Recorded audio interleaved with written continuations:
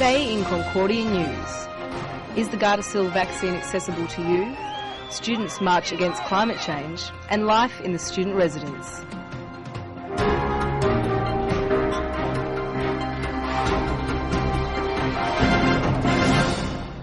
Good afternoon and welcome to Concordia News. I'm Amanda Starnino. And I'm Lily Partland. You may have seen the ads around campus for a new vaccine against HPV. The vaccine is marketed specifically to young women. That's because they're most at risk of contracting the sexually transmitted infection. But is it accessible to students? I went out to investigate. 4 months ago, the government approved Gardasil. It's a vaccine that prevents the sexually transmitted human papillomavirus. The virus causes 99% of cervical cancer cases. The company that produces the vaccine is pharmaceutical giant Merck Frost. They have recently launched an aggressive marketing campaign aimed at young women. But why young women?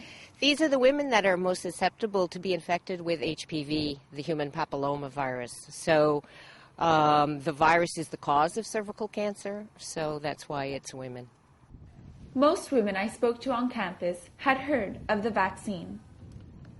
Yeah, I've heard of it. There's been a lot of ads on TV, and we've talked about it a lot in class, and I'm a student, so I think a lot of girls on campus are talking about it. In class, after reading the news and everything, people were just talking about it. I did see a commercial on TV, and I think I saw something online. The vaccine is over $400, a cost too high for most students. I think that's really expensive. I'm a student. Why is it so expensive? To develop a new product like this vaccine cost hundreds of millions of dollars from the company. There were over 25,000 women in 33 countries involved in the studies over a 5-year period. So this is, hugely expensive. Owen Moran is a health educator at Concordia. He says there are a few insurance plans that fully cover the cost of the vaccine. But at the moment, the Concordia healthcare plan only covers $50. And often with a new vaccine, it right away insurance companies don't include it, but as time goes by, they do. I understand there's another company coming out with a vaccine, and maybe competition will bring the price down. Joining me now is Karen Fournier. She's a student here at Concordia, and 3 weeks ago, she got the Gardasil vaccine. Karen, what motivated you to get the vaccine? I decided to get the vaccine because it offers extra protections that condoms and pap smears don't cover, and it's one less thing to worry about. Were there any side effects after getting the vaccine? I experienced redness and soreness in my arm, and it hurt when people bumped into me. Are you happy you got the vaccine? I'm happy I got it. It kind of hurt, but it was worth it. All right, thanks a lot, Karen. Thank you. You're welcome. Students took to the streets this morning to raise awareness about climate change. The Harper government's Clean Air Act was a particular focus. Miki Yokoyama has more. Protesters held a mock funeral march for Prime Minister Stephen Harper from McGill University to the rally at Berry Square. They were frustrated about the government's Clean Air Act. It's not addressing climate change. He's going more after smog issues and air pollution, which is important, but climate change is definitely what he should be going after. The mood was unusually lighthearted for a funeral march as protesters held up the traffic on St. Catherine Street. The march included supporters of several student organizations from McGill and Concordia. I think that everybody is responsible, not just young people, all the generation are concerned. This is a global problem.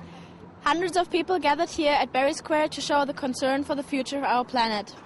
It's clear that the protesters do not see any transparency in Stephen Harper's environmental policies. These people, including many students, show that they can make a difference. They're really easy, small steps. Turning down the heat, turning off lights. It's not about being a radical and changing the world, It's important to participate in events like this. Demonstrations like this one aren't going to change the world, but if we don't do anything, we are like accomplices to what the government is doing.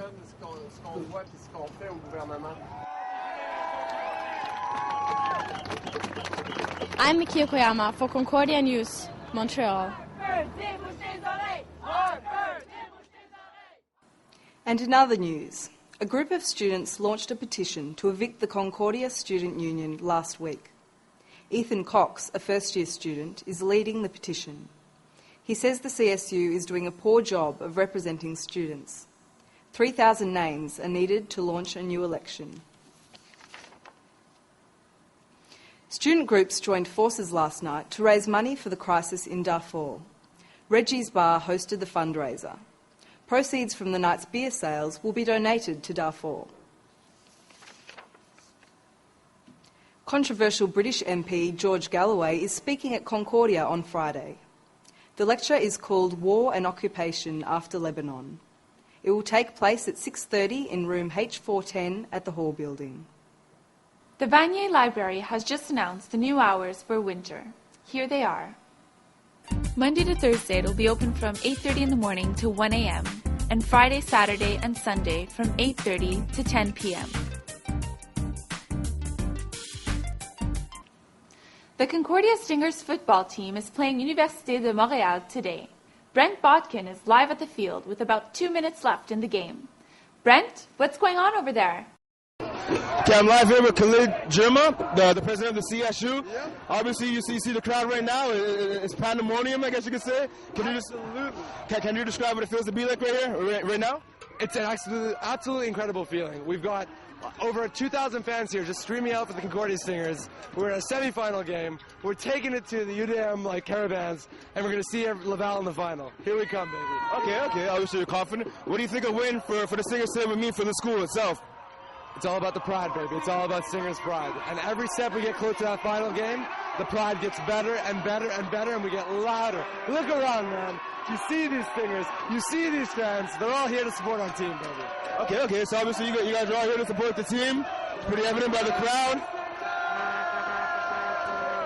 I guess it's safe to say you want to use the megaphone to get your point across. Hey, when you're surrounded by Montreal fans, you need anything you can to get your point across. This is Mark Smalls, BB Student Life. With this game in the books, I think it's safe to say that the Concordia Stingers and their fans are ready for the University de Laval. The Concordia Stingers have beaten the Caribbean 23-3, and the crowd is going crazy. 16, boss cap tape on the little side.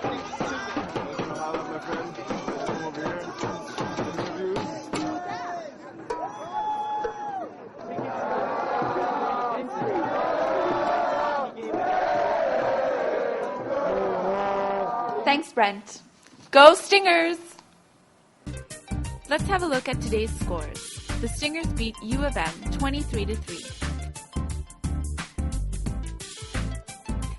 Next Saturday, the Stingers will play Laval at noon. Coming up after the break, life in the student residence. Food diversity around the Loyola campus. And highlights from the Stingers game.